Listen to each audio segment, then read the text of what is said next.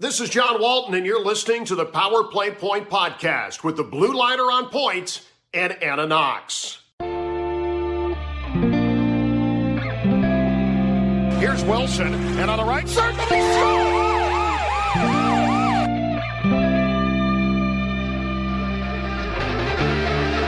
Rebound loose, wild scramble in front, score! Ovechkin with a buzzer beater! It'll count! And a hat trick tonight, number 21,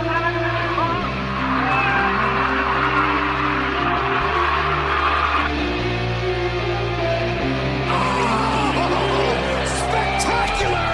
Braden Holtby!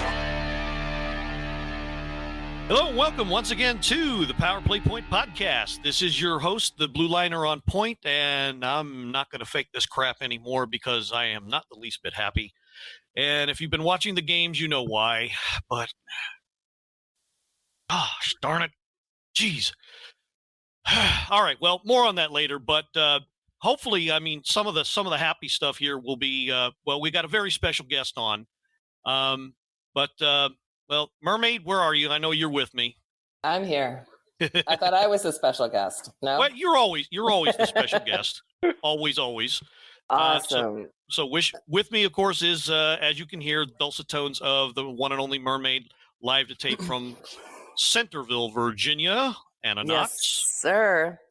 Another Sunday, but an absolutely gorgeous Sunday. And, well, yeah, there is that. Absolutely The weather's great. The weather's great. But yeah, let's without further ado, let's get to our very special guest in continuing. Well, this is the last weekend anyway, but in continuing celebrating Black History Month, tried to get as many of our African American listeners and Caps fans on as much as we can. We got a very special one this week. He is a moderator of both the True Caps Fans Zone and DMV Caps Fans Facebook pages. Probably seen a lot of pictures of him at games if you are on Facebook and a Caps fan. He is Lorenzo Robinson. Lorenzo, how you doing this evening? I'm fine. How are you? Pretty good. Where are you calling us from tonight? Annapolis, Maryland. Annapolis, cool. Oh, I love it. Down the way from not very far from where I grew up. I grew up in Gambrels. Another one of my stomping grounds. Sweet. Yeah. Arundel High School graduate, 1992. Really? You Yep. graduated back then with Denny Nagle and everybody. Denny was a couple years ahead of me. Right. Denny is a good friend. His whole family is. Sweet. Yeah, of course, Denny Nagle, a famous pitcher. I think it ended up in the Pirates organization, if I can remember. Yankees pitcher, too. Yankees, yeah. But probably one of the biggest names to ever come out of Arundel, Denny Nagle. Yeah, I actually went with his brother Doug. His younger brother Doug was in my class. Okay. So yeah. Oh, cool. All right. So right off the bat, we're off the get go. We got a little bit in common here. That's awesome. Love it. All right. So Lorenzo, let's just get into it. How'd you get into being a Caps fan? How'd you get started that way? Well, I came to Maryland in 1977. The naval station guy, Navy brat. So I ended up just playing sports in general. But then I discovered hockey, even though I might have seen hockey in South Carolina, but I discovered hockey in '81 when I was in high school at Annapolis. So I ended up going to a hockey game with some friends from Silver Spring and Montgomery County and started liking hockey. Started liking the Capitals, you know. Awesome. And this was, so this was back in the early '80s where Caps still weren't all that good, but we're starting to get good. I bet you got some memories about that. Yeah, definitely. Oh, who don't forget those bad seasons? Let me say that. To clean that up, I don't want to say that. Yeah, but yeah, that's how I became a hockey fan. And I was fortunate at one game, I got a puck that still sits in my office from Wayne Gretzky.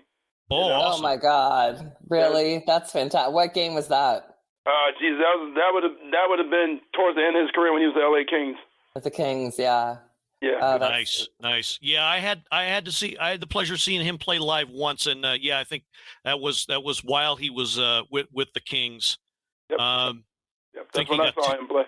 Yeah, two assists that night. I kind of wish I'd got him see him live when he was a lot younger and he had all those 200-point seasons. But Yeah, I did get to see him play once. So you just fell in love with hockey when you started seeing it. Anything particular about that or the Caps, the sport itself, or that drew you in? Well, I mean, it was it's different, of course, but I play lacrosse, so I used to play sweet. the whole thing, the hitting, the whole type of, one-on-ones and stuff like that was a big thing to me. So that really brought me more to the point where I really enjoy hockey more and more than, of course, the fights. Me too. Yeah, you sound like our kind of fan. Glad to have you on. Yeah. Oh yeah, definitely. Absolutely. And how long have you been a season ticket holder? I've been a season ticket holder since 2013. Awesome. You got some fantastic seats. Well, yeah, that's been the VIP seat's been for 3 years, but the regular season ticket started in 2013. I used to sit 2 rows away from Pat Sajak. Oh, nice. I love that. Yeah, but those seats, okay, if you're right there, but if you sit behind that penalty box, you're not going to see anything but glass because the view is just terrible through the glass. So I started moving over, and I ended up over in section. I was right behind the players' bench, and then after that, I moved over to 100. Then I moved over to 101. Awesome. Well, your pictures are fantastic, and you have an absolutely amazing smile that everyone looks forward to seeing what you're going to wear before the game. Well, thank you very much for the kind words. Absolutely. Yeah. So So if you're not sure what we're talking about here, you definitely want to hop onto either our Facebook page or the DMV Caps fans. Lorenzo always posts some pictures of what sweater he's going to wear, the hats, everything, the whole 9 yards. He lays it all out. He's always got, like Anna said, great pictures from his seats at Capital One. So definitely want to check out that page. That's the DMV Caps fans Facebook page if you're interested in seeing those. Okay, so all right, as we mentioned before, yeah, not a whole lot to be happy about if you're a Caps fan this week. 2 games, 2 losses. No sense sugarcoating it. Man, so Lorenzo, just before we get into it, just so you know, you are most certainly welcome to pop in, speak your mind about what you saw, what you observed. I'm sure you saw whether it was live or not. If you were, no, they were road games. What am I saying? But I'm sure you did see the game. So just feel free to pop in with any of your observations, thoughts, whatever you saw. Anything you want to comment on, just feel free to pop right in, say what you want to say, about anything you saw in these games. Okay. Awesome. Yeah, Rangers game was a debacle. Could not have come up with a better word myself. Oh yeah. Well, let's just get to it. So, from the scoring summary, perennial cap killer Mika Zibanejad with his 20th of the year. 12:57 in the first. Oh boy. I think we all knew as soon as he scored, it was like womp womp. Yeah. You knew for us. It was gonna you knew it was gonna kind of go sort of in that direction. Caps had something of a fight to them at least this whole period, but I don't know what happened after, but it just went flat. Yeah, definitely. They look like they came to play in the first period. They're like the rust was not going to be there, but the rust definitely showed up.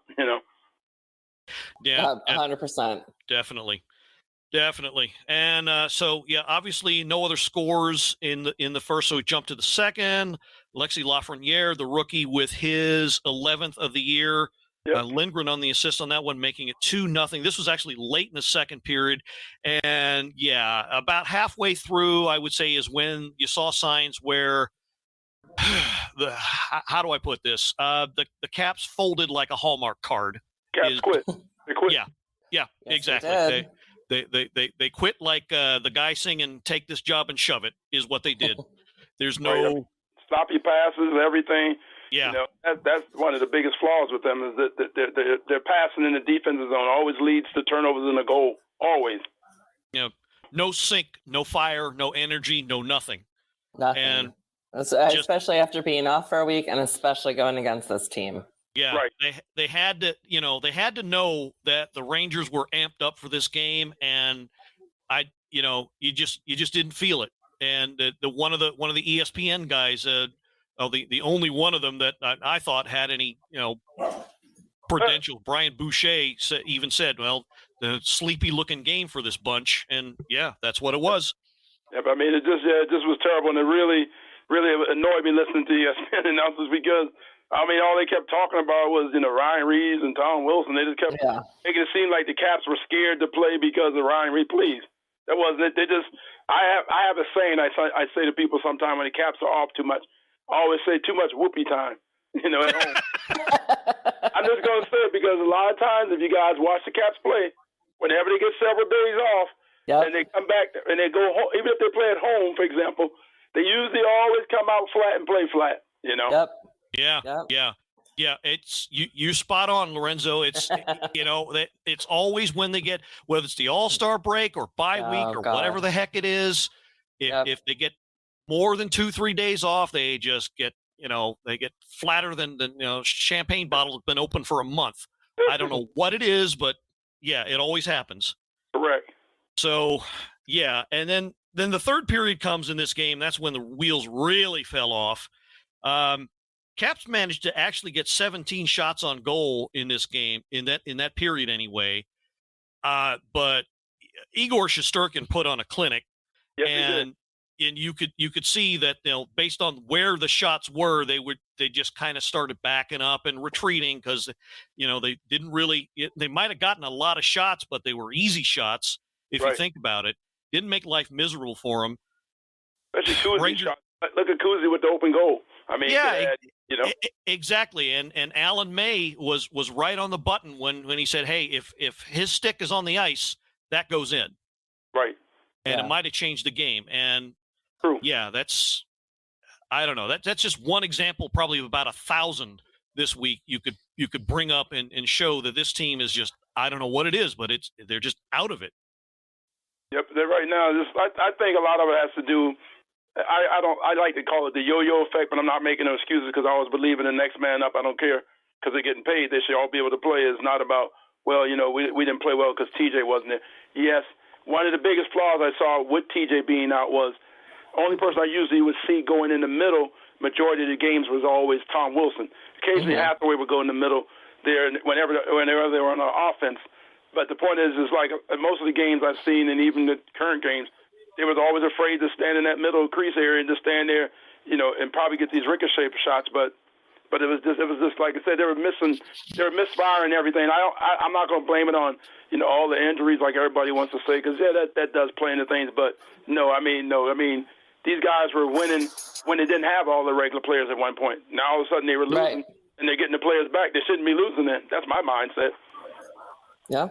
Yeah, that's more than fair. You're right. And I've always said you want to get traffic in middle. Who better than the big guy with the hands? Yeah, get him in there. But something would happen when he'd fight for position. They wouldn't get the shot going. They wouldn't get the shot on net that would cause the rebound. And I just don't know. It just looks like these guys are kind of hanging around and waiting for April to come, and they've decided they're going to wake up then.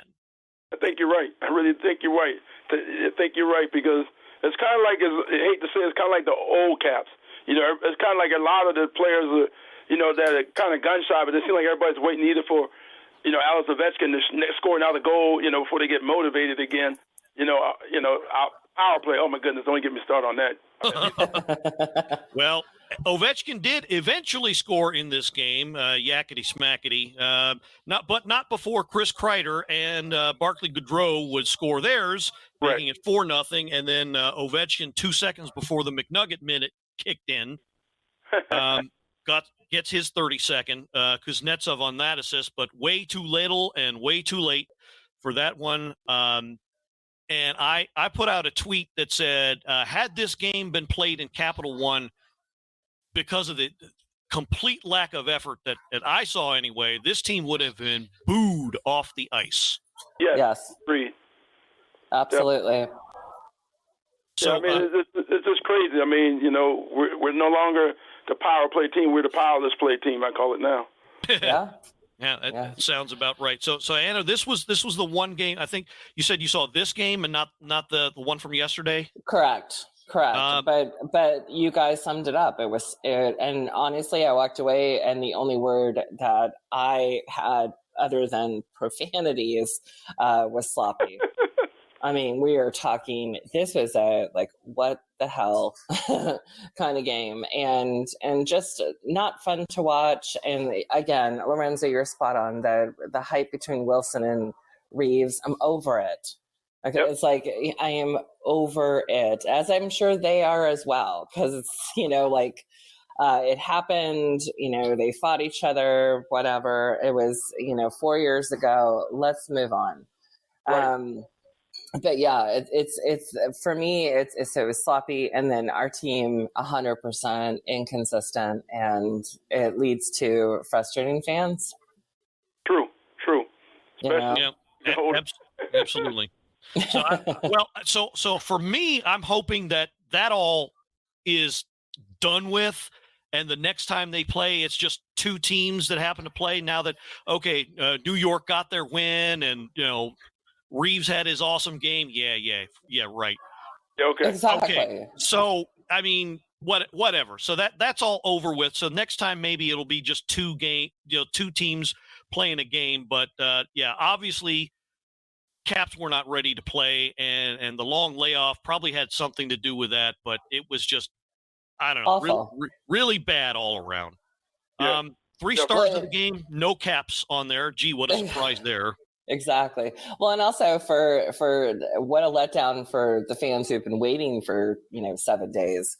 Yeah. Here we are, and like you said, if they were at playing in DC, I would have been so disappointed had it been there in person, because it's like, hey, we've been waiting, everyone on a countdown, we're expecting all this stuff, and you come out like it was awful. It was sloppy. It was that disconnect, but I'm so tired of talking about the disconnect and the player chemistry and whatever. Like, enough already. Enough. And then, of course, the goalie situation. So, well, the goalie situation, I think we've talked to death. That's probably not going to resolve itself anytime soon. So, I know.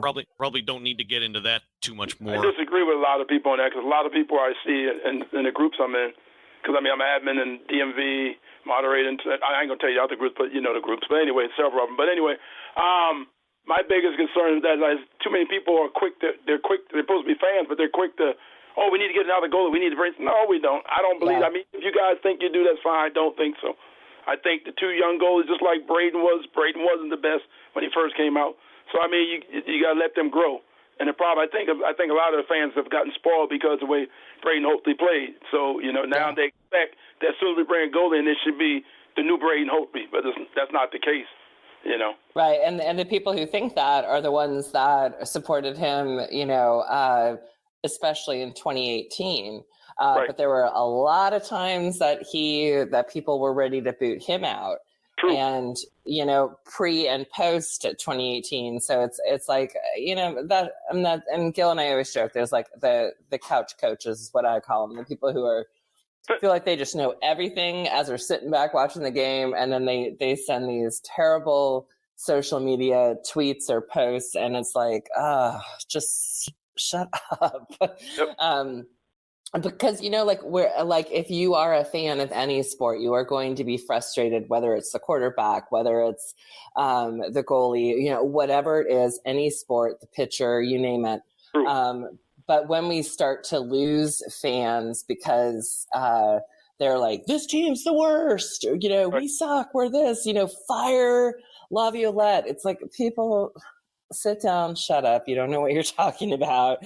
And that's the frustrating. Like, we can say things that are not always positive about the Capitals because we're frustrated, but we're certainly not ready to fire Laviolette. I'm not. And with the goalie situation, like Gil, you're spot on. Like, we talked about it before. Both goalies, have been inconsistent, but they're definitely have signs of hope. I mean, come on. So I don't know. I mean, I think they're good. I think with the growth and with the continued play, playoffs and everything coming up, I think that they, like you said, the potential is there, and they have the potential to be 2 1-2 punch goalies if if it gets to that level, if they don't try to move somebody, if the rest of the season doesn't go the way we all hope it goes, Absolutely. Well, I would just say this about the goalie situation. I think, and I can't help but go back to a couple 3 weeks ago when I had Brad Silvestro and Blake Allen on, and we talked about it in a lot of different ways, and the both of them pretty much came up with the concept of, well, look, coach is going to have to at some point name a number one, and that's going to go a ways towards, hopefully making things better. And that is right now, that's probably the only problem I have with the situation. But other than that, I think the both of you are right. We don't have really a goalie problem. It goes a lot deeper than that. If it was only a goalie problem, if a veteran goalie could come in here and magically fix everything, then how come we're still losing when we're only giving up 2 goals a game, 3 goals a game? It's because the problems run deeper than that. And agree. 100% agree. The people that are saying, hey, get a new goalie and that'll solve all the problems. Well, I'm sorry, you're not watching all the games. No, exactly. It's going to create a problem. It's going to make another person rich, and the team going to still suffer because, like I said, the goals we got to find. Like I said, you're right. Once he names the number one, it'll be fine. My personal pick is I think Vitek. I think Vitek is a good goalie, and I think Sammy's a good goalie. But I think the only issue I have with Sammy is sometimes Sammy don't look like he's in the game, and then when he's in the game, when he get in his zone, he's in his zone. But at the same time, I call him a flopper. He likes to just do all these dramatic moves and stuff. That's just how I see him.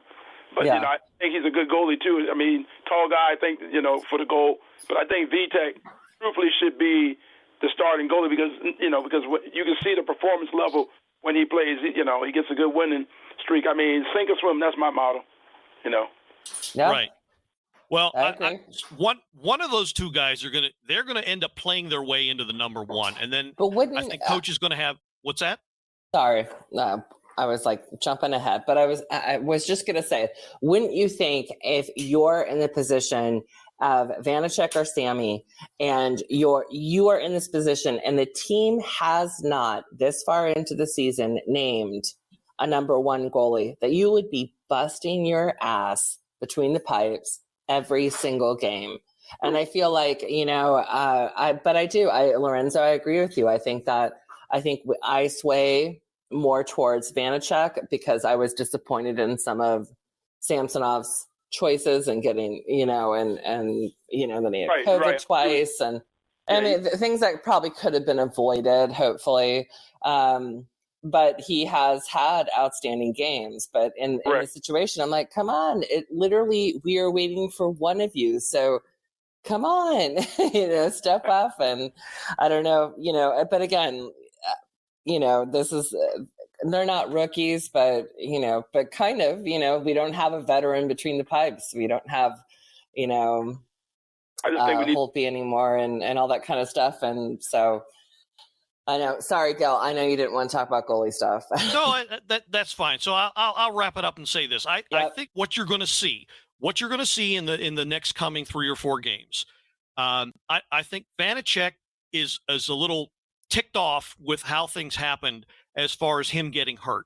Right, and correct. I think what you're going to see is he's going to come out and play like a house of fire whenever he gets the start or whenever he has to fill in or whatever it is. And I think he understands that this is probably the last chance this season he has to prove himself to be the guy. And I think you're going to see him probably, hopefully, bring it to another level like we've never seen it before. So, I hope so. I'm hoping he's got that in him, and if he does, you're going to see it in these next few games.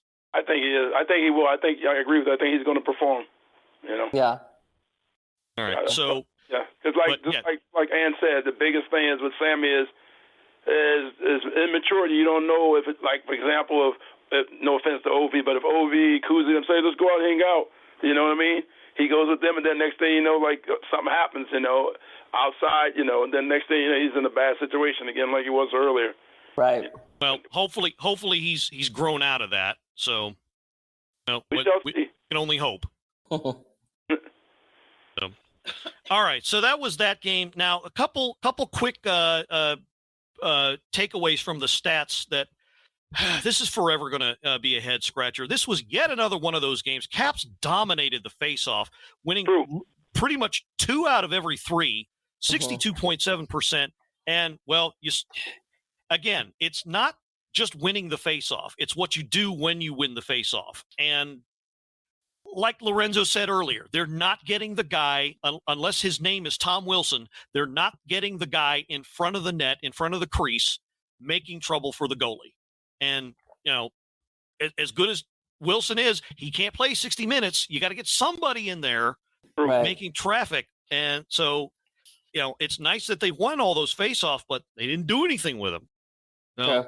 And power play again, 0 for 4. Well, I mean, what do you expect at this point?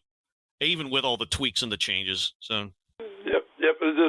They just need to get some for the power play. They just need to get simple. I mean, look at the teams that are supposed to be terrible on the power play, and they go up against the Caps, and all of a sudden, their power play look like wow, Then make you look like that. You think that opposing team is in the top 5 when they're like 5 places ahead of the Caps, and we're like, I never expect to see the Caps at the bottom of the power play, but now they are the powerless play team. And if you think about it, all they need to do is just stop waiting for the pretty play and just move the puck, get the other team moving, get the opposing penalty kill moving, and create space. Shoot the puck. And then shoot. Shoot. Don't just stand there with it. Because that's what they're doing. They're going back into the mindset, like I said, the old-fashioned way they used to do things, waiting for Ovechkin to, to net it for him. But the point is, Carlson, when he brings it down, give it to Backstrom or whoever's there, man, just shoot the puck. They'll score more goals if they just start shooting and stop waiting. Because the goalie, everybody's gotten used to what their routine is. Just come down. They're not expecting somebody like Carlson to come running down, coming skating down, and then all of a sudden shooting the puck. They're not expecting that. That's to catch them right off guard, right off the bat. And that's going to create a rebound. I can guarantee you that. Well, they've become the predictable power play. So it's like, come on. We know exactly where Ovi's going to. It's like, shake it up. You got to people. It's not like people don't have access to watching the games and playing it on repeat to say, hey, look at what they're doing here against this team and look at what they're doing here. So be sure to, keep an eye out. Like, where it's just, give me a break. It's predictable. It's just not, come on. So yeah, I know it's very, I am frustrated still. I will forever be a fan. Yes. But this week was frustrating and I'm kind of glad I didn't see yesterday's game. Well, yeah. If you go back to what you said about the power play and you go back to, for example, if they move over, if you saw some of the games when they moved Ovechkin down, instead out of his little perch, the sweet spot, it was starting to work a little bit in the past early on when they moved him out of his spot. But when they let him sit there and sit in his little sweet spot, his office as we call it. But then it's like it's powerless, because everybody. I agree. Yeah, they've definitely got to shake it up, and they're starting to make moves towards that, but it's not really been enough, at least not yet. So I don't know. Hopefully, well, last week they scored in both games back to back at least once on the power play, and now they've regressed again. So I don't know. But speaking of yesterday's game, I think that game. You were? Oh yeah, you didn't see my post. I was at the game. I went. One of my high school friends, me and her, went to the game. We drove to Philly yesterday. Oh, awesome. Yeah, we were at the game. If you can see my post. I just didn't post a lot during the game like I usually do because I was actually watching the game for once instead of doing it because sometimes I'm watching the game, but I'm always trying to keep up with the posts that come in. But we went to the game, and we sat there with the Philly fans, and we had behind us we had a couple of Caps fans. We had Kelly Williams, and then we had Melissa. There's a lot of Caps people there. It was pretty. We were pretty well represented yesterday. I'll tell you that. Yeah, I know also Tyron Waller, who we had last week. He had on. We had him on last week. He was there too. Right. There was a lot of people there. The Caps road crew was there. I was supposed to be there earlier to meet up with them, but we ended up when we got there. We just went to Xfinity Live at first, and then we went over to the arena. But we had good seats. We were sitting in section 109. We were sitting we were sitting in basically the tax zone. So nice. it was actually pretty good. It was just, excuse me, I'm sorry. We're sitting in the defensive zone, but it was a pretty good game as far as when it started. I thought the Caps were going to wake up, but Well, we were hoping, but it didn't quite start that way. Going over the goals. Okay. So 11 seconds in. I say again, 11 seconds into the game, Claude Giroux gets his 17th. Cam Atkinson and Farabee on the assist for that one. 11 seconds in. Yeah, this was, boy, this one was really, really hard to watch.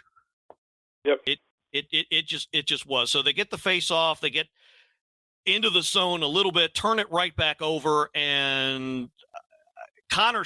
That was the second goal. Not this wasn't the one with Sherry. Giroux gained the zone and turned Kuznetsov inside out. Basically used him as a screen. Flipped it past Samsonov and off to the races. And I don't know. I didn't think it would be, I thought they had a chance to come back from that because before this, Flyers had been on a 6-game losing streak. So you knew they weren't that good. You knew they could still be beat, but man, what a way to start a game. Yep. That was crazy. That is awful. If he's sitting there with the Flyer fans, that was just, and gritty. Oh, and gritty too. I made the Jumbotron yesterday. That was funny.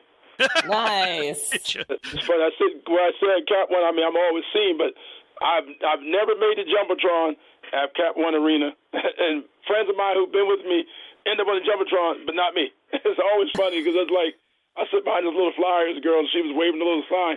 Next thing you look, I'm like, hey, that's me. That's awesome. Yeah. But it was at first, when you first got there, it looked like it was going to be an empty arena. But I can tell you right now, it was not empty. Those Flyer fans were out yesterday because it was a matinee game, but they were out, and they were out in force yesterday. We had a good turnout, like I said, with the Caps fans. But that first period, with that, and thinking that they were going to be able to come back, but it just, it just wasn't to be. And I'm kind of glad to hear. I know it's Philly, and we hate them, but I'm kind of glad to hear you say that the Philly fans came out because a lot of them have given up on the team. They've fallen on some hard times. They nowhere near as good as they used to. I know Anna, if you remember Carey, who we had on a while back, he's pretty much given up on the team, at least for the near term. Yeah. Haven't seen him post a thing about the Flyers on Twitter for a long time. Yep. So, no, it's good to hear that a lot of diehards in Philly still believe in their Flyers, even though not really having a good time of it. Okay, so all right, so we're still in the scoring summary. Cam Atkinson. Okay, this was the goal. This was probably the backbreaker. Well, not probably, it was because it was the game winner. It turned out. Cam Atkinson got his 18th. Now, this was it started out as a busted play. Connor Sherry went back on the back check. It looked like he had enough to take it away from Atkinson after he picked it up, but it took a really crazy bounce and ended up back on Atkinson's stick enough for him to deflect it over Samsonov's shoulder on the short side and right into the goal. This was 18:38 into the first and put the Caps in a 2-0 hole before the end of the period. And I don't want to say it went downhill from there because the Caps sort of did wake up. Not as much as I would have hoped, but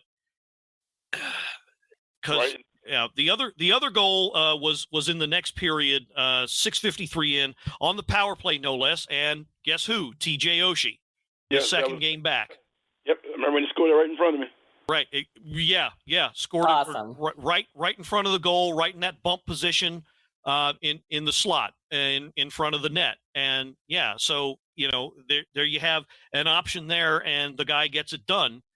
But we just haven't seen a whole lot of it. Hopefully we will now, and I don't know. The third period, well, let's see. Okay, let's see the shot breakdown. Okay, Caps had, look at this. Caps had 8 shots on goal in the third period. 8. 8. And the Flyers only had 4. 8. Right. Nothing. I got nothing to say. That game was the way the period started going after the Tom Wilson and what's his face? I can't remember his name. I know you know what I'm talking about. Fight after that stupid fight. It was just like the biggest problem I saw with the game and the Caps that I've seen. One thing, sometimes they don't pay attention to who the goalie is. Corey Hart, he's in the goal. He's a rebound goalie. What I mean by that is always every shot he stops usually ricochets off his pad. It happened when we played here, when they played here in Cap One Arena, and I just kept yelling out. That's the one thing about it. But they don't have enough people. They don't put enough people down to put that much pressure on him. I mean, it made him look like he was a great goalie yesterday too. Again, you know. I mean, seriously. It's terrible. I mean, it got to the point where the game after the fight with Wilson had yesterday and everything, I think it was McCune. After the fight they had, it turned out that the game became. This rest of the second and third period became everybody was trying to out-hit each other instead of play hockey. What I was seeing, when we were sitting there, I kept saying it. Even the Flyer fans that were around me was agreeing with me. They said, they keep. I mean, all the goal shots that was being missed, even the limited ones they had, but it was just they were too busy trying to out-hit each other. That's the only thing I saw, and I was like, man, we're gonna play right in their hands and lose this game because most of the games the Flyers have lost. Lately, it's always been they lose their games in the third period. They always lose in the third period. And then they listen to the announcers saying it when I was in the restroom yesterday. I started laughing. I said, "Yep, that is exactly what happens with them. They usually give it up in the third, but instead, we couldn't score. Yeah, and the numbers bear out exactly what you just said, Lorenzo. You look at the hit count, 30 for the Caps. I don't think they've had 30 in 2 weeks. But they got 30 in this game, 21 for the Flyers, and it just became a hitting contest, and nowhere near enough shots. I think if they had gotten at least maybe 5 or 6 more shots, I would have thought at least maybe one of them had got in. But I mean, 8 shots on a guy like you said, like Carter Hart is bad at giving up rebounds. So if you get more shots and get more opportunities that way. But it just wasn't coming. There was no flow. The effort was there. They were getting guys in front. Yes. But I don't know. It's like they're all waiting for somebody else to make something happen. Right. I mean, I really thought the third period, I really thought with the later stages of the third period, I really thought they were going to pull out and get that second goal, I really thought they were going to do it. And then just, to see the Flyers miss these point-blank empty netters, I was like, what? Yeah. Even right in front of me, I'm like, what the hell? It was just crazy then to have to listen to these crazy fans when, you walking back to the car and they're, hey, did you see the score? Stuff like that. It was like, oh, man, it was just funny. But it was just all in good fun. But, yeah, it just they didn't look like they won that game as much as I thought they wanted it yesterday. I thought really after the embarrassment, after that debacle, they were going to play so hard that, the way they come out and steamroll teams, I really thought that's what they were going to do yesterday. But I thought the impression I got towards the third period, other than the hitting, I said they just can't wait to get back to DC, get out of here, get off the road. You're right. They usually the next game after an embarrassing effort, they usually come out and do just the opposite. The very next game, and it just I don't know. I think it's like I said. They're waiting on April to come, and then they think they're going to turn on a switch and everybody's going to be fresh and everybody's going to be firing on all cylinders and it'll be back to the way they were playing in November. And I don't know what it's going to take to get them out of that because and I was, of course, I wasn't there. I was watching the feed on NBC Sports DC and all the guys there, Joe Locker, Al Koken, Alan May, they were all clueless as to why things are turning out this way. I mean, are they waiting for the playoffs? Is somebody hurt? Is there a disconnect? I hate keeping, repeating myself and circling back to the same thing, but nobody, especially this team, seems to know what the hell is wrong. And if you don't know what's wrong, you can't fix the problem. Go ahead. I thought they were tanking for seeding for playoff seeding. That's what I was thinking. That's the only thing I can think of is that they're tanking, and or I mean, I guess you want to be traditional about it. Maybe like we used to say, like our dads used to say, playing possum. Maybe, right? Maybe just maybe. But if that's what it is, then they can't do it for much longer. Right. Because if you look at their recent history, whenever they were like the number 1 seed after winning the Metropolitan Division or whatever, they was out and gone. The first series gone. Right. And I'm thinking maybe they're thinking, okay, well look, we don't need to be top dog right now. Let's see what we can. Let's see. We'll play. We'll win a few. We'll lose some. We'll win some. But maybe we'll get a good seeding position that it might propel us to be who they are. Because the truth is, my honest opinion is when they're on and they're really on, nobody can beat them. That's truly how I feel. 100%. Even with the young guys, I mean, we saw it. We saw it at the beginning of the season. I mean, when these young Hershey Bears, all these players stepped in, just think about that for a second. That wasn't no fluke. They proved that they could play. Yeah. And the fact is, I really believe that if they're on their game the way they're supposed to be on their game, just like how they had the good road winning record until the 2 losses, but and stuff like that, but they are unbeatable. I really think they are. Well, that's just it. We have always said, and Gil and I have been doing the show for a couple of years, more than a couple of years now. For me, it's always been about chemistry, and I feel like when the chemistry is spot on, and they're out there, not just the chemistry, but they're out there enjoying the game and not trying too hard, and Yes. Right. that kind of stuff. It's like go back and enjoy the game. They don't look like they want to be out there. No, they don't. Tell me what you guys think about this. And we know the fourth line is whooping. I can't say the word once a minute. Whooping butt. The fourth line. Oh, you can. Why don't they You can hear. On this one, trust me, yes, you can. If you've ever heard the show, when Anna gets going, yeah. Well, when the fourth line is whooping 10 ass, ships of pirates got nothing on her mouth. right? Why we don't start the fourth line? I mean, come on. Seriously, we should start them. They whip ass every game. They are the most hardworking go-getters. I mean, come on. Yeah. I mean, I really think that would really shock anybody. We start them in the game. Well, that would be the thing, though. That would not only shock the other team, it would shock the Caps bench, because you're going to be like, wait, hold on, you're putting me on the what line? Yeah, because and Gil and I said, I wasn't opposed to Todd Reardon. Fine, we'll move on from that. But Laviolette seems like, no bullshit. This is what it is. I'm going to sit you out if you're not doing anything. So here are the players that are. So let's give them, a shot and humble the other players that aren't doing shit. Right. He's done everything else. He hasn't done that. Do that. Because they bust ass. They bust ass every game. Yeah. And to me, when I see them sitting in front of me, and especially Hathaway, oh my God, when I see them go out there like that, I'm like, man, let them start. And Hathaway is not afraid to shoot. He's going to shoot. He's going to get in your crop, but he's going to shoot too. He's going to needle you hard, but he's going to shoot. And I like that about him. I mean, Hagelin, I call him Shorty Hags. It's always a joke because when I met him face to face, I always talk about like he's short, but he's not that short. It's just a joke. But I call him Shorty Hags. So if you ever see me, that's why. But the point is, Hagelin is a good defensive player. But I think in my mind, I say he need to get back in the hotel room. Somebody go get some of his old Pennsylvania films. That team from Pennsylvania, get some of them old films of him and let him watch that and say, man, get back to that offensive power that you were. Even though you're defense, I mean, he used to. I mean, come on, he used to hurt us all the time, But I really think that would be a shocker because you're right. That will wake up these other players because it'll be like this. Look, put on Beyonce song, irreplaceable. I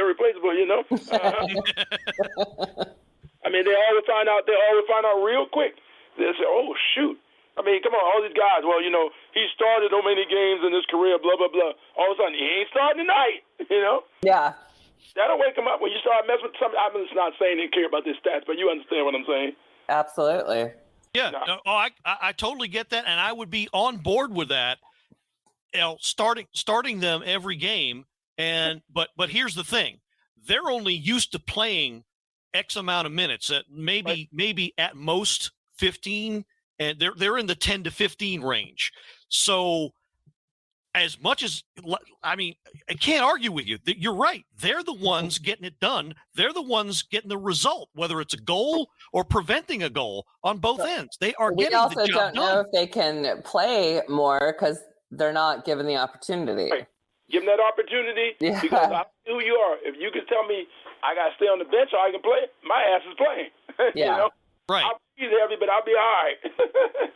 Because Well, anytime a player, an athlete, whatever, this is across the board for any age group, any sport.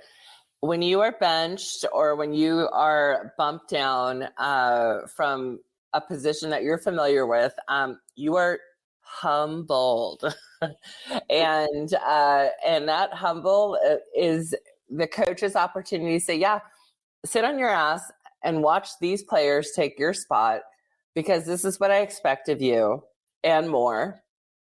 So show me." And Right. that's, and it becomes more of, if anything, if you've ever coached or anything, which I have, but more like swimming, but it's a mental thing. It's, you have your own demons, you're competing against yourself, but it's like, get it, you don't just get this position because you've been on the team for so long or because you were, a capital, thankfully, in 2018 for the Stanley Cup. Right.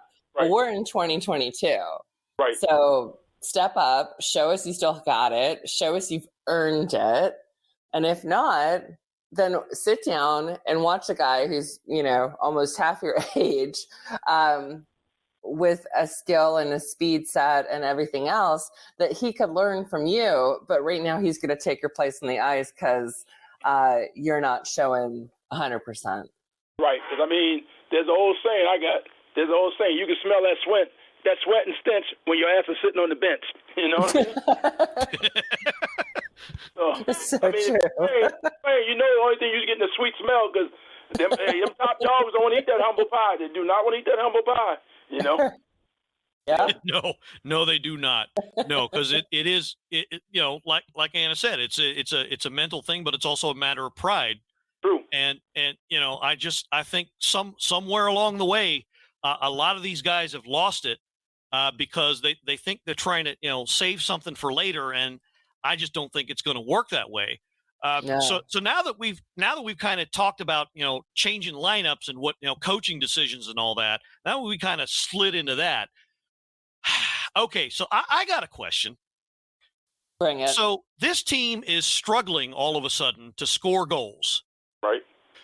Why on earth are they keeping a guy who is pretty good at shooting at the net and getting goals? Why are they keeping him on the bench? And of course, I'm talking about Daniel Sprong. Oh, I think they're going to trade him. Yeah, I'm beginning to think that too, with what little they've been playing him lately. Yeah, I think my honest opinion is I think either he's in the doghouse with Laverette. I always had trouble saying his name. Some guy took French and I still don't do well. Anyway, so no, I think they get ready to trade. I really feel like they're going to move him and Kempney. I think they're going to definitely move Kempney. I just don't know when. I see it happening, but I think they're going to move. I think they're going to try to move Sprong because he's. But don't you feel like he, especially? I mean, I know. Gil and I talked about this last week, that there's always a difference from fans watching at home versus fans watching live. But isn't his speed, skill just sick? Like, why would you? Yes. Why would you trade him? No, in person, he definitely fun to watch. But I think they would trade him because they can get something for him. That's my only reason. Not that he's not trade him because he's not a good player. Yeah. I think trade him because they can get something for him because his stock value to me is much better than some of the other players that they would have to move. Because at one point everybody thought they were going to move Hagman. They still might, but I mean the point is, I think with Sprong, you got a good offensive player, you got speed, everything like you said, and there's no reason that if you could trade him for a top-notch whoever it is that you're looking for. I mean, you hear about Miller, all these other players, but the point is, I don't think they should trade Sprong. I think they need to put him back in the lineup. I think so too. Yeah, I just think Because I just don't know why. I agree with you. I don't know why, but I mean that's the only reason I can think why they would trade him, just because of stock value. Yeah. Yeah, well, that's the only reason I can figure is that eventually they're going to trade him. But if like Lorenzo, you said they want to show what he can do, why not just put him out there and showcase him a little bit? Right. But he is that player that anytime he gets a puck, I feel like he's given 110%. Right. Speed, everything, and it's like we're always like, yeah, Sprong, woohoo, and think he's fantastic. I just think, why? Come on, it's I don't know. Can you imagine? I don't know who the center would be. Pick your center, Kuzi, Eller, Backstrom, whoever. But can you imagine a line with whoever you want as the center and Sprong on one wing and Joe Snively on another? Can you imagine that? I was thinking my line is kind of funny because even it's a shorty line, but I was thinking Snively, I was thinking Sprong, and I was thinking Sherry. I was thinking those three. That works too. That works too. Three buzzsaws going all going. Yeah, that'll work. That's what I was thinking. Those three, because I said you got speed and everything. You got the fact is, I mean, you can even throw Hathaway in there just because the fact of his he's not afraid to go down the middle. Yeah. Right. He's not really afraid of anything, which I love him for. Like, gonna take gonna drop a gloves, gonna do whatever. But I feel like Hathaway this season in particular has matured as a player in regards to not just constantly being, impulsive and wanting to fight everybody, but playing smart hockey and being where he's supposed to be and giving it his all. And we're seeing the talent aside from fighting, which is what we have seen from Tommy in the last couple of years, which is why we didn't have a big film reel of Reeves and Tommy fighting, because he's realized it's stupid and it causes more problems than it does True. Anything else. So he'll be the one to pay the price regardless. Exactly. Right.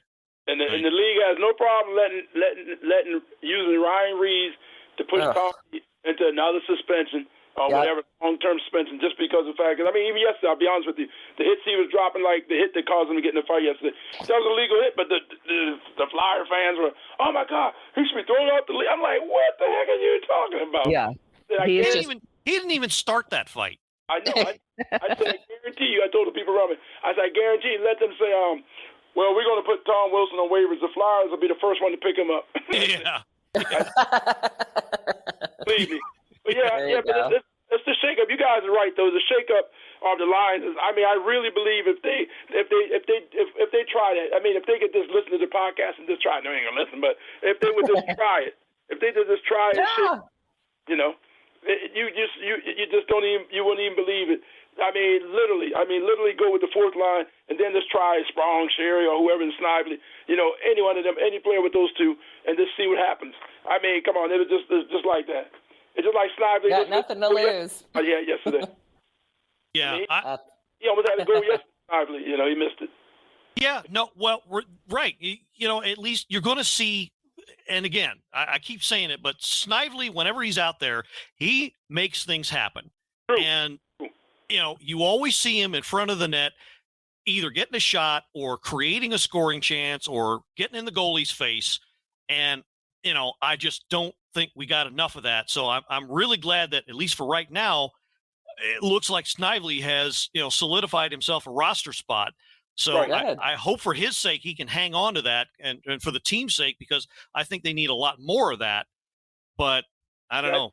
We'll see. You're right. I think you're right about him having the spot, because what I noticed yesterday in watching bench, whenever he was coming by where Obi was sitting, I mean, Alex Ovechkin was opening the door for him, like, hey, come on in, every time. That's good to see. I sit there and study stuff like that. It sounds kind of trivial, but the point is, no, I saw that, and I was like, man, he's earning these top dogs. He's earning respect from these top players, No, that's not. You know what? That's not trivial at all. You're noticing things like if you're noticing things like that, you got eyes and you know the game. Yeah. So I'm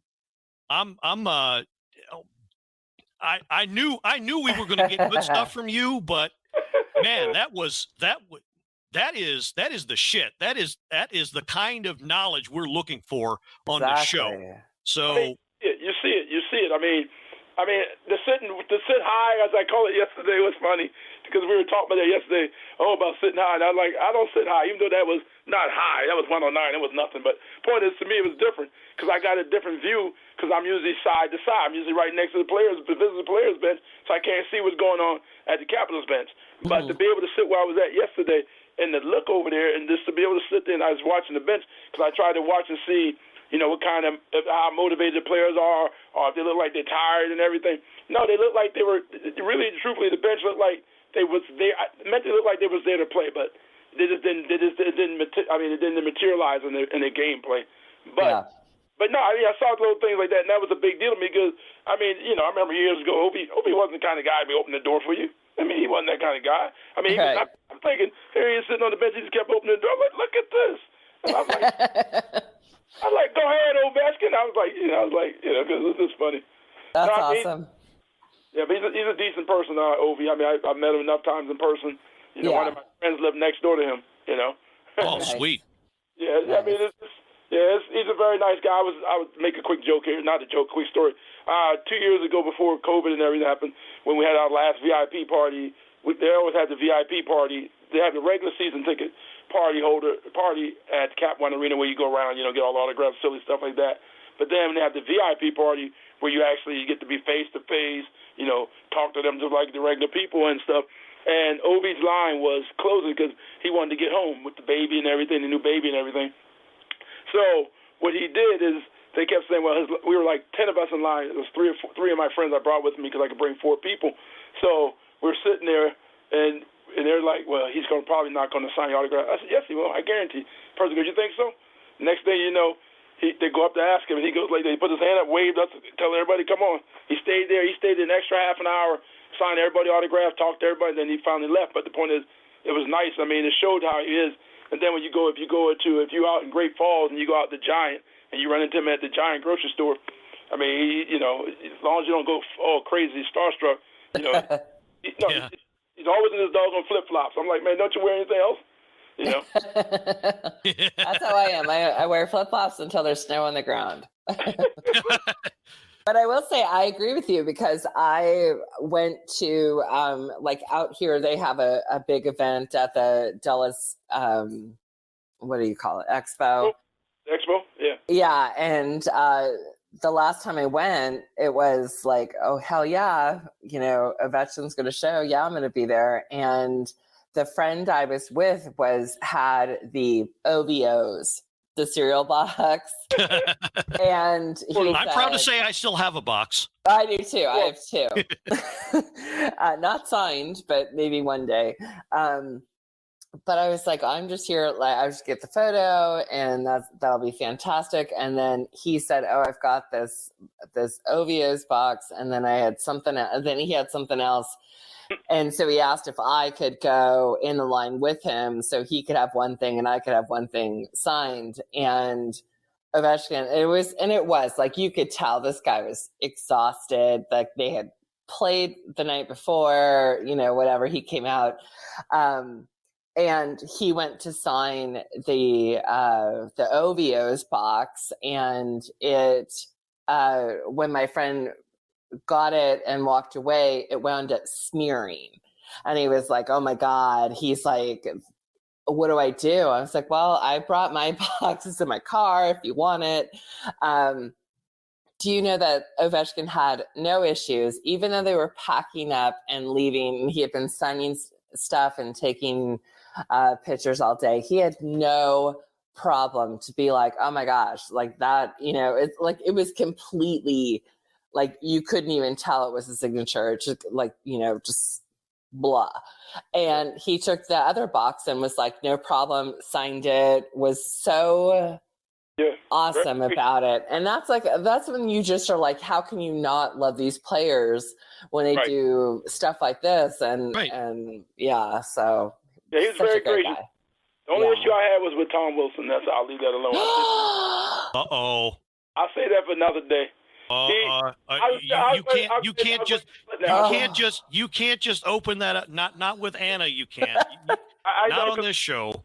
One of my good friends here, they own Heroes. I don't know if you guys heard of Heroes Pub here in Annapolis. Yes. Yeah, my good friends Kurt and Lila Beal, they own it. We all went to school together, except Lila. Me and Kurt went to school together, but good friends. I was just there last week. But anyway, Lila's a big Tom Wilson fan. So, I mean, every time she posts about Tom Wilson nonstop, and Tom did plenty of commercial things for them. Right. During the pandemic. But the thing about Tom, I'm not saying he's a bad person. Don't get me wrong. This was one of those examples we were just talking about, and how you were saying tired and exhausted. He was at the VIP party, but everybody kept saying, "Man, he looked like he don't want to be here," And it showed too. It showed. I mean, when he was kind of doing autographs, he was kind of like, "Hurry up!" He just wasn't the smiling Tom Wilson that he usually is, And then when he had to call out a name for a winning stick when he's on stage, and I yelled out, I said, "You need to start smiling more." But he just didn't look like he was happy that night, and I understand he was tired. But I mean, don't get me wrong. He just seemed like he was just like annoyed, and I was like, come on, man, we the ones who help paying part of your salary. You got to be a bit more friendly. I mean, for somebody to be in his position that night, he just seemed like he was one of the first ones to leave. I'll be honest with you, he was out of there quick. And that was the only negative I could say about him. I mean, he signed autographs. I mean, I got my jersey and all that signed, but the point is, he just didn't. When I was getting the jersey signed, I was thinking, I better not say anything. I was going to say, you know what, smiling is contagious, but I was going to wait to get the signature first. Well, that might, not to make excuses for him, but that might have been when he was quite a bit younger than he was now. That was January 2020, right before. Yeah, that was that. Okay. Well, I know the date well. You can't forget that date. Yeah. All right. But yeah, it's okay. Like you say, maybe he wasn't. Maybe he wanted to have a good night. Maybe he was tired, like you say, and it was that part of the year where they, usually, the game falls off a cliff for them. So might have had something to do with that. He's still in my top 5. Joe Ward is number 1, but he's still in my top 5. Tom Wilson. Okay, glad to hear. Awesome. Oh, that's glad to hear. All right, you're earning points back, Lorenzo. Yeah. Joe Ward and Lars Eller are probably two guys. If I owned a bar, both of them would drink for free. Yes. That's funny. Yeah, definitely. Yeah, well, we know Lars, but Joe Ward's definitely my number 1, and it's just so funny. Tom Wilson, I think Tom Wilson is probably number 4 on my list of 5. I'll probably post it one day. I haven't posted it, say anything like that. My top 5 players, but Rob Langway's in there too, because he was always friendly. I said, you don't miss a beer though. Yeah, no doubt. That's true. That's very true. Okay, so all right, we're starting to run out of time, but I really wanted to get into this a little bit with you. We got a little okay, so I'm going to preface this by saying there's a group out there called the Black Girl Hockey Club that is, I want to kind of advertise them a little bit. They're starting a movement called Get Uncomfortable. And what they mean by that is the hockey culture needs kind of a facelift, a little bit of a change, make things a little bit more inclusive. And look, I agree with them. And, and you can't ignore the fact that, racism still exists and that's one of the reasons why we're doing this. Oh, yes. It still exists. So I asked Tyron and Stuart Small, who were both on yesterday, about their experiences, attending games and all that, especially Tyron, who had been, out and about. We went to Nashville, Minnesota, Philly a couple times. So wanted to ask you, Lorenzo, since you're a season ticket holder and with the Caps Road Crew also at times. So when you go out to games, do you feel? Tyron said he could feel the stares, but nobody would ever come up to him and bother him. But he could definitely feel the funny looks at times. Do you ever kind of feel like that when you're out there at games? Hell yeah. I live it. I'll be honest with you. I lived it. I've lived the stares. I've lived the words. I've been called things that I get situations where, and I'll be honest with you, me being the fan that I am, and when I came into really being a season ticket holder and sitting at games, you hear the little jokes somebody make. This ain't basketball. You hear those kind of comments, and then I had to show people that I had knowledge, and I was very knowledgeable about hockey. And at the same time, I put a chip on my own shoulder. I let my own insecurity, and I'm usually not an insecure person because who I am, but the point is I allowed myself to be insecure to the point where I felt like I had to prove that I had a right to be at a game, to be able to wear a jersey and all that kind of those kind of things. Yes, racism exists. We know that. I mean, it's not going to ever leave, until we get to a point where people really are colorblind, and it doesn't exist right now. But at hockey games, yes, you still get the stares and jeers because even in I'll be honest, even in our fan groups, there are people out there that have their views about me because they think, how did this guy get VIP seats and these seats like this? I'll tell you why. I own my own business, number one. I work hard for everything I want, so I get to do that. But the point is, racism is a big issue for me in hockey, and I made it known to the Caps, and I'm about to make it known again tomorrow. But the point is, the reason I say that is I don't want Black Hockey Month, so to speak, to be Black History Month. You know what I mean? I think the Caps need to do a better job with diversity because I'm tired of sitting in the Cap One arena, and I'll say this in no offense because that's who I am. I'm tired of seeing only white faces and all the promo things. That's all I see usually. I sit there and watch everything, and I see it. I mean, my grandnephew was with me 2 years ago. I had the privilege of meeting Willie O'Ree, and I also had the privilege of meeting Congressman John Lewis before he died. They were there for Black History Month. I got the pictures. I'll probably post them again.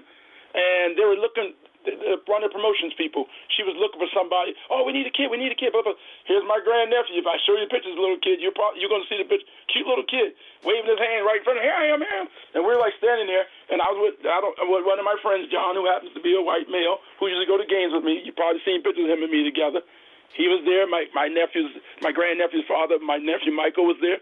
And the young lady just blew past him. As soon as this little white girl come in there, she's like, hey, come on. Just like that quick, and I told my sales rep, I said, is it Caps policy in the promotion department? Are they trained a certain way to look for certain people only? And I'm serious because that's a problem for me because just like yesterday in Philadelphia, I saw a lot of Black Capitals fans, But the point is, when I'm in Capital One Arena, I see a small number. I don't see the numbers that I would expect to see because a lot of people are hidden. A lot of people don't wear jerseys. A lot of people of color don't have the jersey. A lot of people can't afford the jerseys like I do. But the point is, I just don't think they do a good job. I'll be honest with you, as a VIP. And this, I'll be honest with you, and I'll share this right on your podcast. I have until March 14th to decide if I'm going to renew my seats or not. And right now, my honest opinion is it's not going to happen.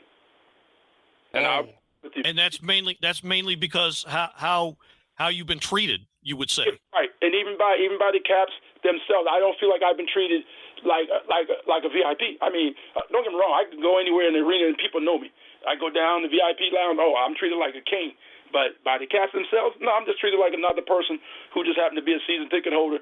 And with my money, they can keep doing this and that. But the point is, I said it to my sales rep. I said, you guys got to do more to make it more inclusive because that's the issue. That's a big issue. And they got a base out there.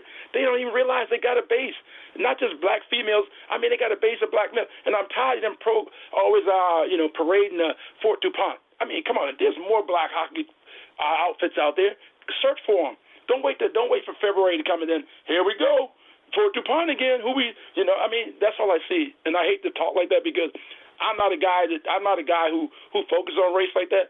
But in those situations, that's one of my pet peeves because I know I can't make life fair. I can't make everything fair.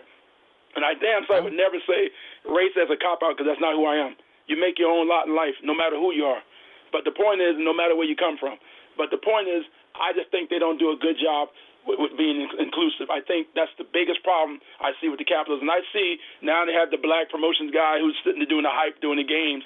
And then that same thing I saw in Philadelphia yesterday, I'm thinking, hold on here now. And I'm starting thinking to myself, who copied who, Because I was like, I said, wait a second, Philadelphia has a Black promo guy now who sits there in between, the piers and all of that, just doing this like we do the Cap One Arena. I'm thinking, where do these people come from? It's like, that's it? I mean, because I don't see, for when you're in Cap One Arena, anybody knows, no matter what stage you go in there to eat, 90% of the people working there are what? Black, right? Right. Wherever you go to eat. So why you can have that many people of color working there, and even security is the same thing. But you can't have that kind of same diversity when it comes to hockey. And it's not because people of color don't like hockey. Oh, there's a lot of people like hockey. And there's a lot of people out here talking. The first word they always, what they always say, the fights. They love the fights, to go. I mean, when people sit in my area and they're not white. And I said, I'm looking at myself, I'm thinking, wow, you guys come, and they sat in the A row, and I'm thinking, wow, I mean, I know they got the tickets from their job or whatever, it don't matter, but it was good to see, and I always made them feel welcome, no matter what, because that's how I did things, because I wanted to be more inclusivity. There is not, because that's the biggest problem I have with being a Caps fan. I don't have to. Good thing now I don't have to prove myself anymore. Only time I have to prove myself is when people come buy seats in my row, and they're the first timers there in that row, and then they look at me until they see me talk to security, or they see me talk to one of my seat neighbors who also is VIP. And then all of a sudden they realize, and then I'm the guy who's helping them because they buy the seats and they don't realize they got access to the VIP lounge where they get to eat and drink for free. I see them with these tall boys with beer. I'm thinking, why you bought that? I go over to them. I say, do you realize that you have access to go over into the VIP third lounge? They said no. Then I showed them, and then they do them wrong. They warm up to me later and appreciate everything. But I'm just saying to you, they don't do a good job. They don't do a good job with that, and that's something that I don't know if the Caps will ever change that. I mean, it starts from the top to the bottom. I mean, when I look at most of the sales rep are white. You know what I mean? Then they'll find out when they see me with my sales rep, they say, who's that? And he'll say, hey, that's one of our VIPs, and Lorenzo's blah, blah, blah, whatever. But, my sales rep. But I'm just saying to you, that's what I'm saying. It starts from the top on. If they really change their philosophy from the top on down, it'll trickle on down, and then everything will go a lot smoother. And then there will be a lot more people of color. And I'm not talking about black people. I'm talking about Spanish, Latino, brown, everything. More people there that go into the games because I see it. I can tell you, I see it. And, I see it every time I'm at the games, and it's like, it's cool. I mean, it's good. When I see it, I really love that, and I really think, I'm sorry, you can tell it's my pet peeve. I can't shut up about it because that's the one thing that bothers me about that one sport. I mean, you go to. I've never been to a Wizards game. I've been to a Bullets game. Never been to a Wizards game. But from what I see and what I hear, there's so much diversity there. So diverse. I mean, all people from all walks of life. Yeah, I know basketball is a little bit more popular, but locally, no. For this area in the DMV. For the magnitude of diversity we have in all these these two states and this District of Columbia, there's no way in hell we shouldn't have more people of color at the games. I mean, they really should go out to try to go into the neighborhood. Like I said, you can use Fort DuPont if you need to go into the neighborhood to try to to show people, hey, look, this is the team we support. We would like for you to come to the game. I gave away this month of February. I gave away 10 seats. And I can't tell you who the person I gave them to, but I know because I don't want them to get in trouble. I don't think they would, but I gave them the seats, and they gave them out to people who couldn't normally come to the games, who couldn't afford to come. Even though they were sitting up in the high section, I mean, I bought these seats out because, COVID was happening, and a lot of people couldn't come to the games. So I said, let me do this. I mean, I didn't do it under my business, but I did it. And it was cool to see. I see these young kids' faces and see them. They didn't know I was the one who bought the tickets because I told them don't tell them that. But the point is, to see their faces, he pointed them out to me, and I'm like, to see the smile and the happiness in their faces, say these could be future hockey players, future GMs, whatever. Absolutely.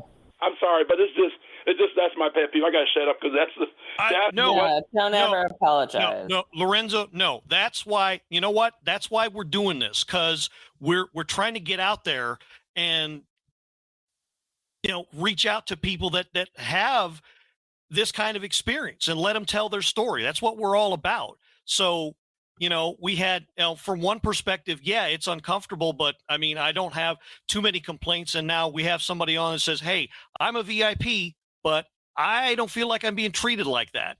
And we need to get the word out there that, because I mean, you are not just a customer.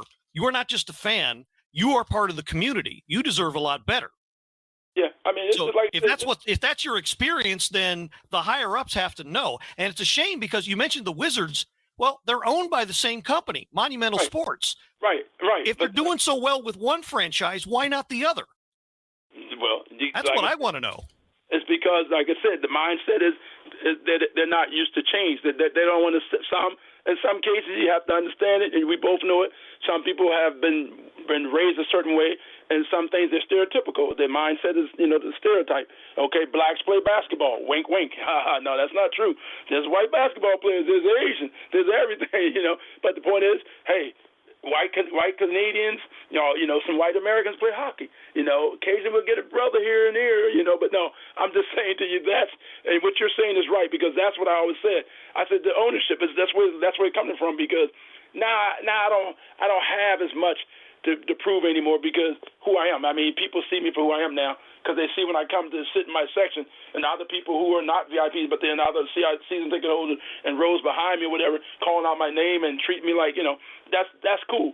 The way they treat me is fine, but that's the way the Caps should be treating the people. But the Caps don't do that. They don't do that. They only do it once a year. February come around. Guess what? Tomorrow's Black History Month. Guess what Lorenzo's doing? I'm not going to the game. And I have a post about that tomorrow. It'll come tomorrow. I have a post about that. I'm actually going to be emailing. I'm sharing this with you guys. You guys are first to hear it. I'll be sharing this. I was just about to ask. When you do post that, please post that on our page, the Power Play Point Podcast Facebook page. Because I probably won't post it anywhere else but your page because if I post it anywhere else, I know what I'm going to get. I'm just going to tell you. I know what I'm going to get because I sit there, like I said, a lot of times I don't comment on everybody's posts, but I watch and I know the people who I have to stay away from because I'm not a political guy. I don't care about the politics. I stay out of that. But the point is I know if I say something about race, most people can't understand it in some of these groups. Not saying you guys, but most people cannot understand it because they've never been in that situation. And if they've never been in that situation, some cases they can't understand. So I give them that. But the point is, when you're grown up and years have passed, you have to some way change. And some people are just not good with change. And I think the ownership, of the Capitals and the Monuments, I don't think they're really that way because I look at this stuff because I'll tell you how they got me to become a season ticket holder. They started noticing here's this guy. They didn't know what color it was. They just noticed there was this guy back in 2014 that was buying tickets and going to games, getting these great seats and stuff like that. Wow, look at all these tickets he bought. So in 2015, I started getting approached to become a season ticket holder, and I did, thinking, okay, this is going to be great. Then I had a couple of moments where, damn, should I really be here? Because it's kind of like looking at me like, what are you doing here? You shouldn't be sitting over here. Oh, did you buy those seats for the night? No, they're my season tickets. Really? You going to be over here? Yeah. And then once people see that you know about hockey, you can actually relate, and also you can scream out, hey, clear the puck, stuff like that, and they're not shocked by it. They're thinking, damn, he really does know hockey or whatever, But, yeah, it's the ownership, and like I said, I have a message that I'm going to send to my sales rep, and then I'll probably post the message on your page only. I won't post it anywhere else. So if nobody else sees it, fine. Somebody shares it, that's fine. I just want to talk about diversity because that's what's really in this area here. But the point is, it's not reflective in hockey. In other sports it is. I mean, come on, you can go to soccer games in this area, and you can see the diversity. I mean, why can't we get it that way in hockey? Why can't they do more to promote it, I just don't get it. I really don't. Yeah, I hear you. I hear you. And I like you said, I wish it was more than just Black History Month. And there's right. been some Morgan Freeman's the best one I can think of who has gone as far as saying, well, why do we even have to have a Black History Month? Why can't we just celebrate it, every day. Forever, every day, right? And yeah, you're right. They have to do more. So I would like listen. I'd like to think that our listeners are enlightened enough to understand that this is one man telling his story, telling his experience, which is what we're about on this podcast. So I'm going to say right now, this man is going to post his story. He's going to post it on our Facebook page. And if you want, I would love for everybody to read it. If you disagree with it, fine, but leave it at that. But this is one man's experience and what he's feeling, and he deserves to be heard. And I just want our listeners to understand that first and foremost. I'm a very well open-minded person. I don't need to go into the explanation why, but I definitely am. I mean, prime example, I'd make a joke. It's not even a joke. It's a true statement. My ex-girlfriend, she's a school teacher right down the street from my house here. She's blonde, blue eyes, yes. We dated for 2 years. I mean, hey, she sat next to me at the games, and people, we got the jeers, and things wasn't always good for her, but it was, overall, we were treated well. Don't get me wrong. But the point is, when I speak about race, like you said, it's one man's opinion, but it's also my experience, and I'm not doing it because I'm somebody that has an issue with people in other color, because that's definitely not me. It's just that like I said, it's just one of those things that I just think it's been hidden too long, and somebody needs to speak out about it because no one's brave enough to do it. If it costs me my seats, so be it. I'll still go to the game, and I'll still be a VIP. I'll just pay out my pocket like I have before. It's not a problem, but the point is, and I think that's just truly how I feel. and it's going to come out. It's not going to be a bad story. It's just going to be basically similar to what we said, but I'm not going to make a long window. I'll make it to the point. It's going to be directed at Caps. I'll probably get some negative comments, not from, why don't you go to another sport? I'll probably hit hey, I can handle all of it. There's nothing anybody can say to me that I have not heard before, and there's nothing anybody who may not agree with what I'm going to post is going to offend me, because they can't offend me, because you just can't do it anymore. I've been through it all, I just use my intelligence, and I will always use that, and I won't go back and forth. I never directly, other than me probably naming the Caps tomorrow like that, I normally don't name anybody personally. I never do that. I usually when I make a statement about race or whatever, I make it out there so people will think about it. Not, this right. one person did this to me, or that person said that. That's not what I do. I don't do that. So you won't see that. It'll just be basically that my opinion is what I'll tell you. I'll give my point on how I feel what the Washington Capitals do, and go from there. Absolutely. No, we want to see that. We want to see that post, and we're going to share it with as much people as we can. So do appreciate your putting your experience out there. Again, that's why we're doing this, because look, when it comes down to it, the rest of us, even though I count myself as a person of color, but everyone else, it's like the old saying, walk a mile in the man's shoes. True. What you got to do. True. And it's like I said, and it's unfortunate because we live in a lot of people who've never walked in, not necessarily my shoes, but there are people who are less fortunate than me. I'm very fortunate. Many people can see some of my pictures. Where I live in Annapolis is one of the most wealthiest neighborhoods in the world, and we're one of the only two black in the neighborhood, my mother and I, and it wasn't easy here either, but I'm just telling you that there are people out there that are not black but feel the same way I do, or the same way you guys feel. It's something that in a sport like that, it needs to be more talked about. Just like the situation we all know happened with the Stingrays player. See, that went away so quickly, you know what I mean? Right. Mm-hmm. It's just like, really, other than get rid of the player from another team, it's like, what? It's like nobody wanted to talk about it. Even though I saw some of the posts on Facebook about, but no one wanted to speak. I want people who are not black to be able to speak. I don't mean just go in there and be negative. I want them to say how they feel about it, because see, it's like now this bull crap that we got going on now, where everybody's talking about ways schools are being taught all that BS. But I don't get into that. But what I'm saying is, I want people to be able not to feel. I don't want anybody that's not black to feel that in some way that they're responsible for whatever our ancestors had done to put things the way they were. But the point is, I want people to be able not to feel like they got to hide behind that, And the one thing I always tell people that the old saying people used to always say, I got plenty of black friends. I was laughing. I had people say it to me even now. I'm like, I don't care. I got plenty of white friends. But see, I don't take offense to that anymore like a lot of people do. Right. They don't take offense to that, because it's not about that. To me, it's just about, I'm just saying to you, I don't care what color you are. If you're my friend, you're my friend. And the point is, I just want people to be able to say, hey, look, if you're white, hey, I don't like racism. Say it. Don't be afraid. Like, hey, I don't like what happened. Like, and this year, I'm not, like I said, I'm not holding nobody responsible for me, because my life is fine. But my life was what it was. I started off in South Carolina, Charleston, South Carolina, born and raised. Saw everything from the Klan on up, face to face. Lived in Germany with my ex-wife.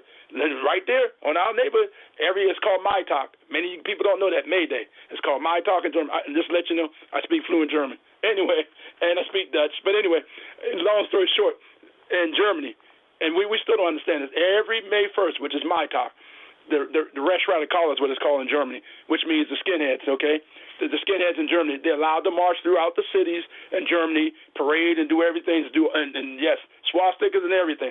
And my first experience of that shock, and living, out of me coming from the South, I thought it was no big deal. But to see it like that in Germany, where I know what Germany's about, but to see it face to face, within 10 feet of me, that was just like, as an adult, that's a whole different mindset.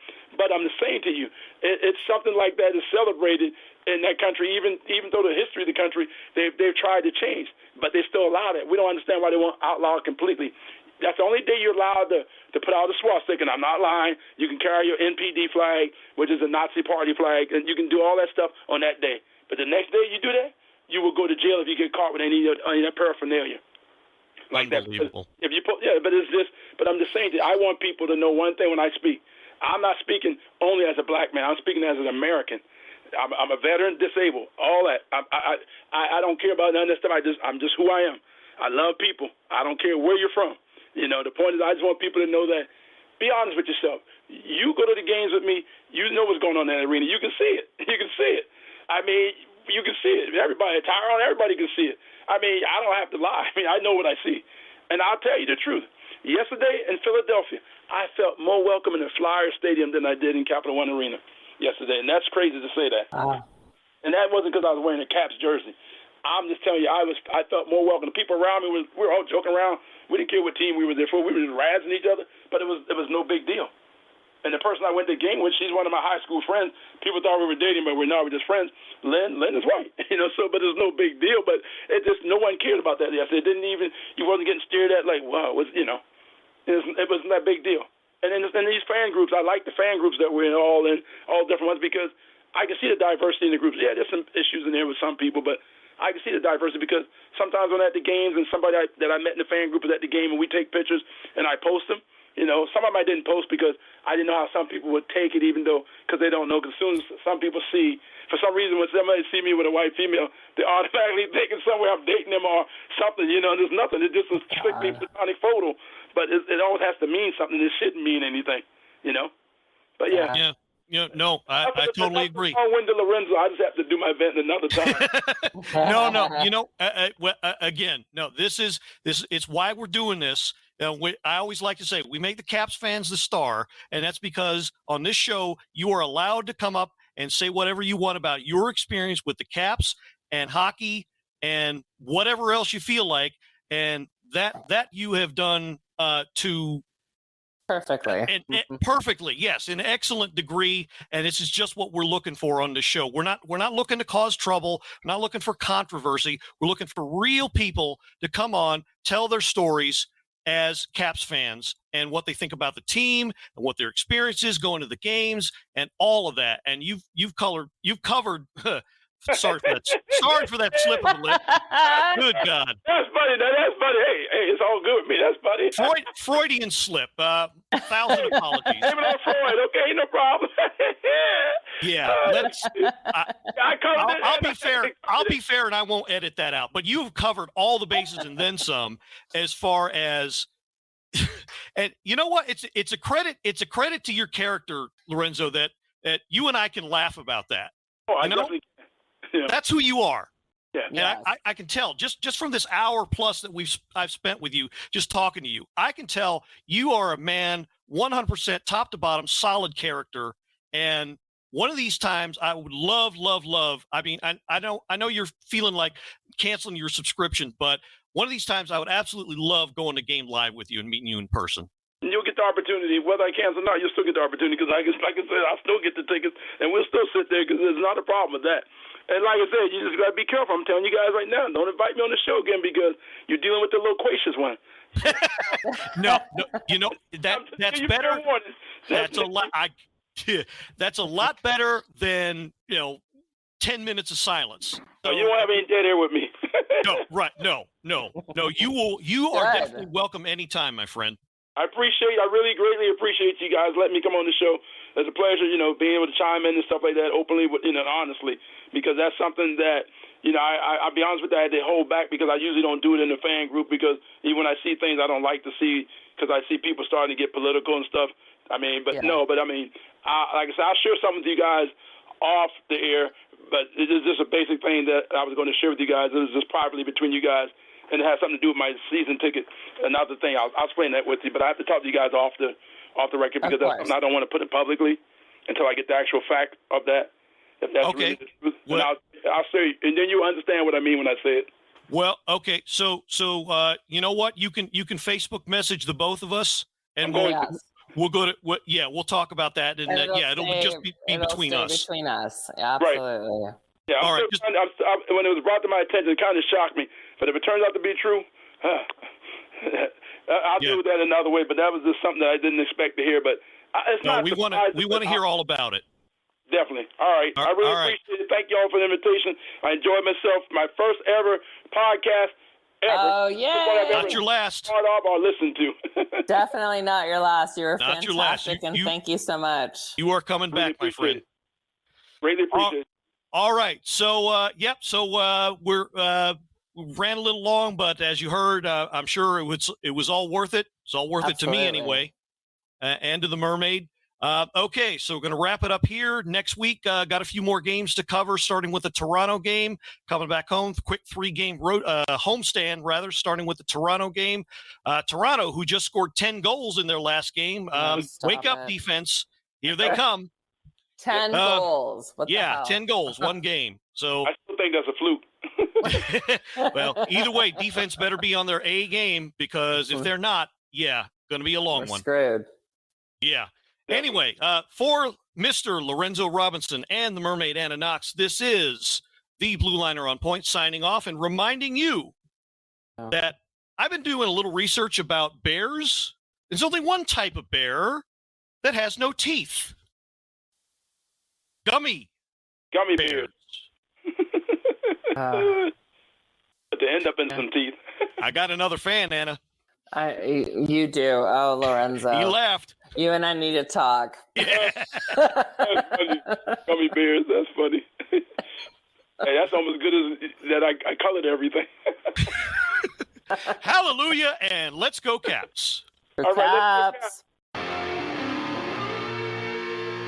This has been another episode of the Power Play Point Podcast. All episodes are available from Apple Podcasts, the Podbean app, blueliner77.podbean.com, and now available from Stitcher. Music by Joe McAllister, voiceover by Jeffrey Conkle.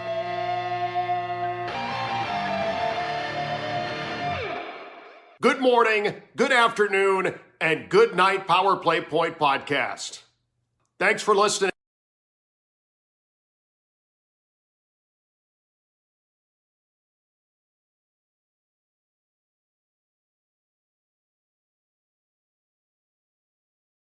Okay, Blue Liner's still here. So I hope you enjoyed that episode with Lorenzo Robinson and hearing him tell his story about being a Caps fan. And, well, unfortunately, as we can all experience and understand, it's not all good. But speaking of not all good and being uncomfortable, there was a situation earlier in the week that I need to address because it affected two fellow Caps fans that I consider, well, brothers, actually. And I'm not going to name names. You guys know who you are. But there was a to-do about Alex Ovechkin. I'm not going to sit here and rehash that discussion all over again. Everybody who bothered to listen knows my opinion on the whole story. I'm not going to rehash the story. In my mind, my heart, it's over and done with. He said what he said, and we're all having to live with whatever fallout there is from it. I will say this much, though. If you have completely lost respect for him to the point where you feel like you can no longer cheer for him as a player or for the Caps as a team, well, I pity you, but you're free to leave. But I'm here to say that it breaks my heart. It really, really does, that two of my dear friends, two of my brothers and fellow Caps fans have been torn apart because of this. And I'm just making an appeal right now to all of my fellow Caps fans. No matter how bad things get, no matter what situation arises, no matter how far apart we may be as far as whatever happens. And yes, war isn't funny and is to be taken seriously and is literally a matter of life and death. But I would hope that to all my listeners out there, whatever happens, whatever discussion comes up, you don't let the disagreement split everything so far apart that the distance is too great to gap. So I just want to put it out there that I'm pleading with all my loyal listeners and board posters at the Facebook page. Please don't let this happen again. I will do everything in my power not to let it happen again, but please keep in mind that at the end of the day, we're a family. And I want us to stay that way for all time because we're all Caps fans. So that's all I wanted to say. and really hope you enjoy the podcast, this episode. Continue to enjoy, and we'll stick by this team, and sooner or later they'll figure it out. I'm worried, but not too worried. I'm not giving up. So don't you guys give up either, and thanks for indulging me.